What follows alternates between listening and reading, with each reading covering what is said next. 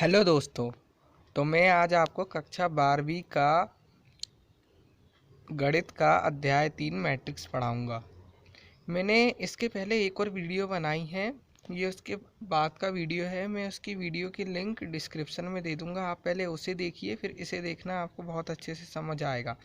मैं आव्यूह की कुछ बेसिक सी बातें बताने वाला हूँ, तो चलो शुरू करते हैं। एक होता है क्षैतिज आव्यूह। क्षैतिज आव्यूह क्या होता है? एक आव्यूह जिसमें पंक्ति तथा स्तंभों की संख्या से कम हो उसे क्षैतिज आव्यूह कहते हैं।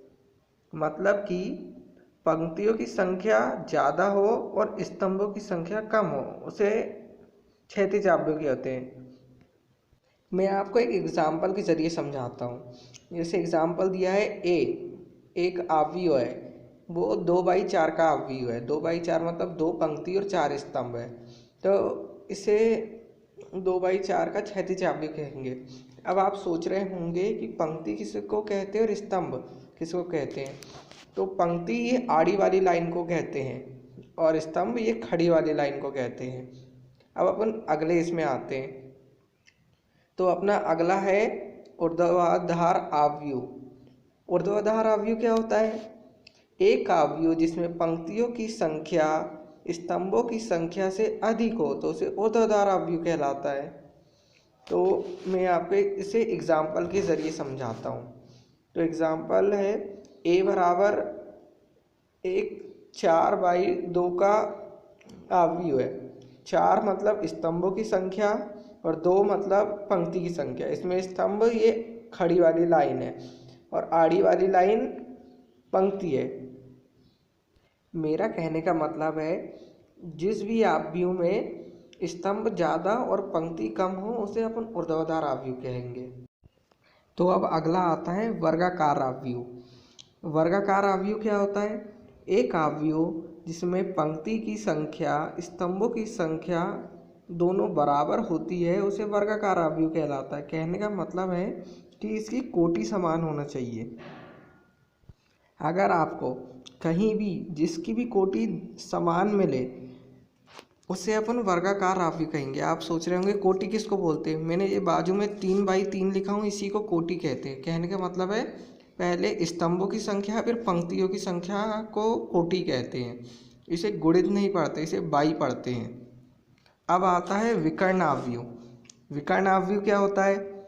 एक वर्ग आव्यूह जिसमें मुख्य विकर्ण क्या होता है? ये वाली लाइन, ये 5 2 ऋण 1 लिखा है, वो मुख्य विकर्ण कहलाती है।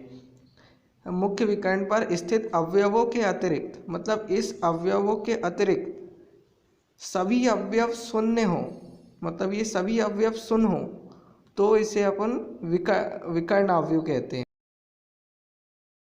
मेरा कहने का मतलब है कि ऐसा आव्यूह जिसमें मुख्य विकर्ण मतलब याली लाइन के अतिरिक्त सभी अवयव शून्य हो, और याद रखिएगा वो एक वर्ग आव्यूह होना चाहिए। कहने का मतलब है उसकी कोटि समान होना चाहिए, 2/2 का होना चाहिए, 3/3 का होना चाहिए, उसी को अपन विकर्ण आव्यूह कहेंगे। अब अगला आता है इकाई आव्यूह। इकाई आव्यूह क्या होता है? एक वर्ग आव्यूह जिसमें मुख्य विकर्ण पर स्थित मतलब मुख्य विकर्ण मैंने अभी आपको समझाया है, याली लाइन में सभी अवयव एक होना चाहिए तथा अन्य सभी अवयव शून्य होना चाहिए, यही इकाई आव्यूह कहलाता है। इसे I2 या I3 से दर्शाते हैं।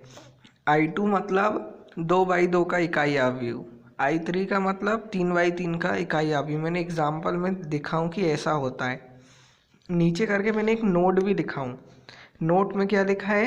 इकाई आव्यूह को एकक आव्यूह या मात्रक आव्यूह या तत्समक आव्यूह भी कहते हैं, ये याद रखिएगा।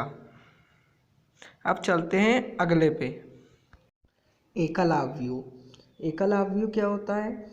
एक आव्यूह जिसमें केवल एक अवयव हो उसे एकल आव्यूह कहते हैं। मतलब इसमें सिर्फ एक ही अवयव होता है और इसकी कोटि 1/1 ही होगी, इसे ही अपन एकल आव्यूह कहते हैं। अब आते हैं अपन अगले पे। अगला क्या है? दो आव्यूह का योग तथा अंतर। योग मतलब धन, अंतर मतलब माइनस। दो अवयव का योग तथा अंतर तभी होता है जब दोनों की कोटि समान हो। मतलब ये नीचे मैंने एग्जाम्पल लिखा हूँ, दोनों की कोटि समान होना चाहिए। जैसे मैंने एग्जाम्पल लिखा हूँ, यहाँ दो अवयव है तो दोनों की अवयव की कोटि समान है। एक की 2/3 है तो दूसरे की भी 2/3 है। यही जुड़ेगा भी और यही घटेगा भी। अगर इनकी कोटि समान नहीं हुई तो ये जुड़ेगा भी नहीं और घटेगा भी नहीं। तो अब चलते हैं अगले पे। अब आता है अवयव का परिवर्त। अवयव का परिवर्त क्या होता है?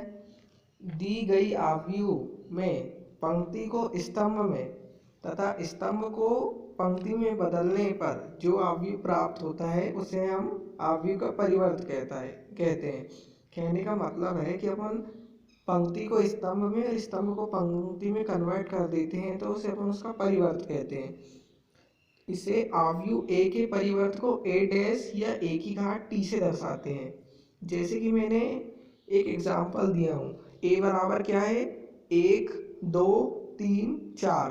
पंक्ति इसमें 1 2 है, 3 4 है और स्तंभ 1 3 है, 2 4 है। अब अपन इसका परिवर्त निकालेंगे तो पंक्ति 1 2 है तो हम इसको स्तंभ में कर देंगे तो ये 1 2 ये स्तंभ बन गया।